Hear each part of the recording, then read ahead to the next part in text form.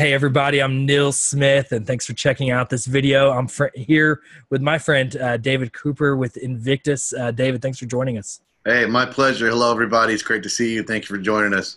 Well, let's get started. And David, you and I are buddies. We've talked about ministry together and kind of been on a journey for the last year or so, and kind of learning and pioneering different ministry areas. And we're in the middle of a series of events called the Elevate Summit. Yeah. But before we jump into that and talk about that, if you could share a little bit about your story, your background, and what led you to creating Invictus. Yeah, totally. I appreciate it. We've been having a great time, and I know we're going to talk more about that. I grew up in a ministry home. I'm a pastor's brat kid. I got splinters on my butt in the pews when I was a little kid. Grew up watching my dad. So I've been around the ministry space my entire life, and really have had a great journey, both in the business and ministry world. I did a stint of secular business, ran a medium to large company for a while, and so it's a lot of fun. But the Invictus brand really birthed out of, it started with a message that I gave when I was on staff at the Rock Church in San Diego. I gave a message entitled Invictus. And the heart behind it really was to help believers understand that God created us to have an unconquerable spirit. That word Invictus means a spirit that cannot be conquered. And so anyhow, I was just filling the pulpit for Pastor Miles like I did often at the Rock. And it was just one of those days that was kind of way beyond my control, and the Spirit of God just kind of took over. And at the time, it was ended up being our highest attended days of services and salvations for the day. And it was just really intense message about challenging believers to believe that they can have an Invictus spirit. And based out of Psalms, David said, "I was young, then I was old, but yet have I ever seen the righteous forsaken." And no matter what we've been through, God will not forsake us, and he goes before us and gives us this unconquerable ability. Well, so from there, it kind of became this little bit of a movement. People went out and got it tattooed. I mean, it was crazy what happened as a result of that. And so that just kind of became a part of my DNA for a long time. And if you fast forward beyond that, I was the multi-site director there at the Rock, and over my journey, I've been an executive pastor and a youth pastor for 11 and a half years, and speaker and conference guy and all that stuff. And so I had all these unique ministry tool belts and some secular business tool belts within me. And I really went through a time of searching, of figure out what I was going to do kind of in the second half of my career. And while I was at the Rock, I began to explore this. And so after kind of wrestling it to the ground, I came to the place to realize that I've got this crazy tool belt that I really want to give away. I have a heart for pastors and for churches, and I really want to see them get ahead of the curve and not be behind it like we typically are most of the time. And so that's what the Invictus group is all about. The consulting group I started was really about giving practical tools for churches to help them examine, elevate, or expand in whatever it is that they're trying to accomplish. So we come in on a variety of platforms and really begin to look at what is a church trying to accomplish, where are they trying to go, and how can we bring added value to help them get there. That's awesome. And I love, being around you. You're like a coach, and I guess that's what you do, as you coach churches in many ways, but you get the people around you fired up because of your passion. And so I can obviously see where that message engaged and connected so many people. And even in ministry, it's easy to get stagnant, and lose our focus and motivation. One of the things I've really enjoyed in working with you, and you and I both come from a mega church world, and even in our consulting is in many ways directed towards mega churches. But we both have a heart for I say the everyday church. The mega church isn't the norm. But there are transferable principles that we've learned in mega churches that can help a church of any size. And some of the churches we're working with the Elevate Summit are 40, 50 person churches or 400 or 500 person churches. And so these transferable principles are exciting to share. Can you share a little bit about your heart behind these events, where you had the vision for the Elevate Summit and what it is exactly? Totally. Yeah, it has been great. You've been a great addition to that team, and especially all the stuff that you bring to the table. We, my heart is in helping the church get ahead of that curve we've got to create resources for them. And the reality is the average church in America is about 140 people. So the resources that a megachurch has at their disposal, most churches, the average church, is never going to have that same ability to acquire those kind of resources and assets to train and build their teams. And so the second prong of our three-prong attack, kind of, if you will, in the Invictus model is elevate, examine, elevate, expand. We call it the E3 discovery process. But in that second component, I really wanted to create a platform where the average church pastor, leader, or staff or board could come to a one-day, eventually a two-day event and really acquire these scalable, transferable, unprecedented principles about how to develop your church, your leadership team, and ultimately the kingdom impact that you leave. And so that was really the heart behind creating the Elevate Summit, and then putting the right team around that, because I want it to be millennial concepts. You know, there's plenty of church conferences out there that you kind of go to, they inspire and they motivate, but they don't really give you practical application of what you can walk away with and kind of go to boots on the ground ministry. And so the Elevate Summit provides those unprecedented kind of transferable, scalable resources through people just like you and myself and the rest of our team, so that these guys that could never normally afford maybe our services or another ministry services actually get kind of an adrenaline shot of information within that 8-hour day.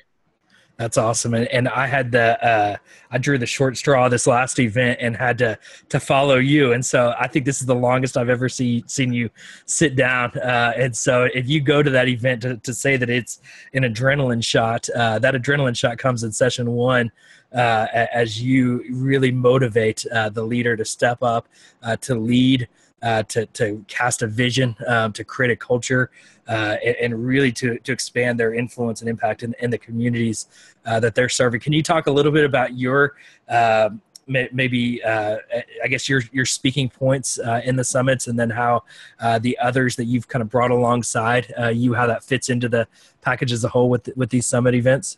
Yeah, totally. I mean, that's funny. You drew the short straw, but only because I got long-winded and your time got cut short. But, you know, we're going to have a competition about that at the next one, see who can stay on time the best. But absolutely, you know, one of the things I feel responsible for with the Elevate Summit is on that day is kind of setting the tone and really setting the table, if you will, for the rest of the team to really be successful. And so really spend a few minutes just kind of talking about the vision and the fact that the reality is, in our country today, we've got communities and counties in our United States that are sequestering pastors' messages. They're actually telling them what they can and cannot preach, and they're having to submit these. And obviously, we've got to take a stand for that. And in order to do that, the church has to elevate its game. And so I definitely spent some time casting vision about that, and then setting the tone for the day. You know, as you know, we want it to be a participation sport, not a spectator sport. And the Q&A after each and every session is very important. So we kind of lay out the ground rules for that and really establish an expectation so that everyone in the room understands they're a part of the conversation, not just the observation. And that's important for us. But primarily in my first session, beyond that, is I really talk about strategic planning and how to thrive, not just survive. Too many churches are just trying to survive. They're just trying to make it. You know, I don't believe coping was in the Christ walk as defined by Jesus. I believe that he was designing our Christ walk to be overcomers, you know, to put our foot on the head of Satan, as it's talked about in the Old Testament. And so I really want to see the church be able to do that. And I believe a critical way to execute and really be that next level church is to effectively plan strategically. So we talk about everything from the biblical foundation of strategic planning and where that is in the Bible and the biblical examples of it. Then we talk about the components of a true strategic plan that we've really adopted from Fortune 500 companies. I've had the privilege over my journey, and really it's been God's favor. It has nothing to do with me, of him placing me in front of great people. You know, Proverbs 18:16 says that a man's gifts make room for him and bring him before great men.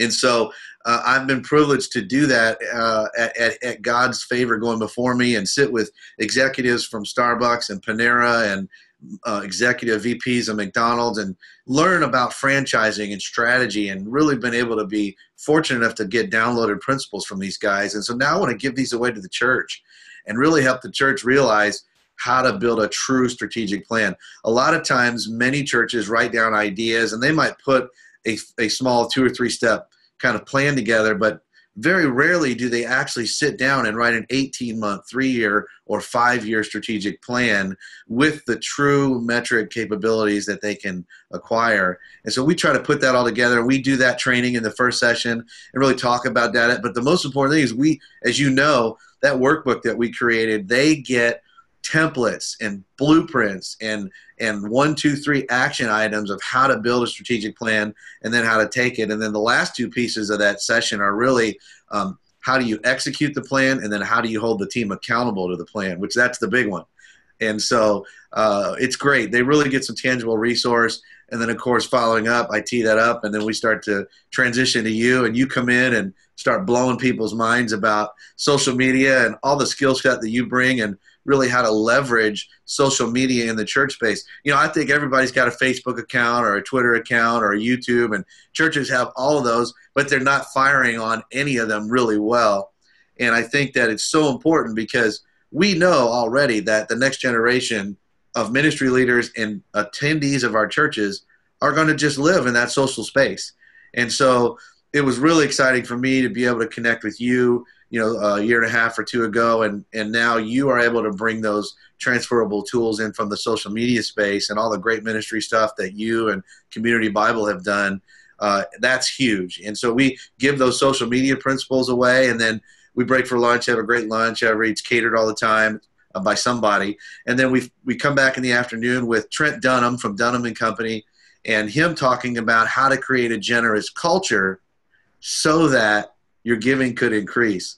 And we give that great book away in the swag bag called If God Would Provide, Why Do We Have to Ask for Money?, which is a great tool that's written by the Dunham & Company team and the founder, Rick Dunham. And, you know, Trent is another dynamic guy who comes in and really talks about the biblical perspective of fundraising, what the first fundraising event was. But more importantly, you know, one of our spiritual battlefields as a church and as believers is money. And we know that Satan is attacking finance in every facet and causes us to squander it. And so Trent does a great job establishing the biblical foundation of the battle that we have financially. But then the Dunham & Company, their expertise and all the pros that they're working with, like Dr. James Dobson and Dr. Tony Evans and Jack Graham and Rick Warren, and the success that they have had in helping these amazing ministries develop and raise funds so that the kingdom impact can be greater. Trent just downloads some amazing principles about how to leverage your email and your website and your online giving and things like that. And it's been phenomenal. And then the last piece of the day with our good friends, Houston and Clark and David Cherry from Clark Media out of Atlanta and Dallas, talking about how to use technology in the worship space. And these guys do such a good job talking about not just the fact that the toys are great, but they've got to be purposeful. And all the lighting and the sound and the video and the projection and all that stuff has really got to be purposeful to really help tell the story of Jesus. And I love how they frame that it's all used to tell the story of Jesus' life and how to become a Christian. And those guys are phenomenal, working with North Point and Church of the Highlands and Mars Hill before, and the list goes on, and the Rock Church San Diego. They just do a fantastic job kind of landing the plane with, you know, using all these technological pieces combined with the strategy, combined with the social media, combined with the giving, helping us to really put the whole package together of how to elevate the game to the next level. Yeah, you know, it's been an incredible event each time, and I feel like every time I'm sitting there, how did I get to this table? You know, how am I a part of this conversation? Because the level of leaders you've brought to the table, you know, and you know, Clark and Dunham, and I mean, and all the stuff that you've done is just tremendous. You know, and the stuff, you know, and I don't want to over promote the event, but I'm so excited about it. Is what you communicate in 1 hour from a strategic planning and leadership standpoint. We've hired consultants, you know, and paid them thousands of dollars to walk us through these full day or even multiple day processes that you walk people through how to do it in about an hour. And so the time and money that you're saving, and obviously you do that. And I know you need to process these things. You don't figure it out in one day, but the amount of knowledge you're able to take in that one day to go and then execute within your church is just tremendous. And I'm excited to see the impact of these events for years to come. Can you share some links and some points of contact where people can get in touch with you, where they can find out more about the event and the ministry and everything all together? Sure. I appreciate those kind words. I'll pay you for that later. The next event, I'll buy you a nice steak. All right. No, man, I appreciate that. It's humbling. It is true. When you're sitting in the room with 200 and some pastors and leaders in a specific region of the state, it's humbling because God really has afforded us an opportunity to pour into leaders. And if we can shove as much content into that day that they can walk away with and do something amazing with, that's what it's all about. So, and then of course, your session is even last week when you're talking about Instagram and how that if your youth pastor isn't on Instagram, he ought to be fired. See, that's the kind of stuff that people need to hear because there are guys wrestling with that decision. Yep. Should we be on Instagram or should we? And so you've been a great addition. So, man, thank you, too. Some great links that people can check out specifically for the Elevate Summits is elevatecsbc.com, elevatecsbc.com. That's the current client that we're doing a tour with, so you can check things out there. Obviously, you can follow it on Twitter at ElevateCSBC. We also have the Twitter handle of at Elevate Summit, I believe. And then my personal stuff, you can follow me on Twitter at David Cooper Live. And then Invictus Global, our website for people that want information about the company, what we do is invictusglobal.biz, B-I-Z. And, of course, we also have Invictus Global on Twitter at Invictus Global. So that's a way that people can connect, and we're readily accessible and excited to have all these guys and yourself on the team. And I know that this is only the beginning. We're going to see some amazing stuff happen as a result of this. Awesome. Well, and I hope people will follow up with you, especially I hope they follow up with you on social media because I want to see more people engaging. And it's awesome. When you think about with Twitter today, that you're accessible, and I know if somebody asks you a question on Twitter, you're going to answer them. That's no consulting fee, here you go. Right. And so you really are accessible. You're engaged there on social media. So I hope people will reach out to you there as well as go to those websites and check out all that you are offering both with the Elevate Summit and through your business. Last opportunity to speak into leaders here. You've got 1 minute. You're on an elevator with a pastor, whether they have a 100-person church or 1,000-person church. What do you say to them? Well, I would say, first of all, every pastor who doesn't want to increase the attendance in their church, any pastor that's watching this or listening to this, do you want to elevate your game? Do you want to get to the next level? Well, the short answer is yes. And I can tell you for a fact that who doesn't want to plan better? Who doesn't want to leverage social media better? Who doesn't want to see their giving increase? Who doesn't want to see their technology used the right way? I think every pastor and leader wants to do that. The Elevate Summit provides unprecedented, scalable, and transferable concepts that you can walk away with in this one-day event and really have a true understanding of what it takes to get to the next level. The second thing that I would say is that pastors and leaders need to understand we were not created to be playing catch-up. We were created to live unconquerably, and God has the ability to put in all of us the Invictus spirit, the desire to win and overcome and to be a champion, and I believe it's biblical. God remixes our lives and does things in our lives for a reason so that we can fulfill what he's called us to do unconquerably. We can help you do that. Invictus can help you do that. The Elevate Summit can help you to do that, and we'd be glad to partner with you. And I would mention we also have that free podcast, The Adrenaline Shot, and it's invictusnation.podbean.com. It's a free 1 minute subscribe to Adrenaline Shot podcast that'll get you fired up and focused for your day. It's a great thing to listen to first thing in the morning, and it's literally 1 minute long, and I think it'll give you that shot that you need to get through the day. That's awesome. Good word. Thanks for everything you're doing and the investment you're making in church leaders today. And thanks for letting me be a part. Go to invictusglobal.biz where all the information you need is there at that side and everything else. Thanks for watching this interview. Thank you.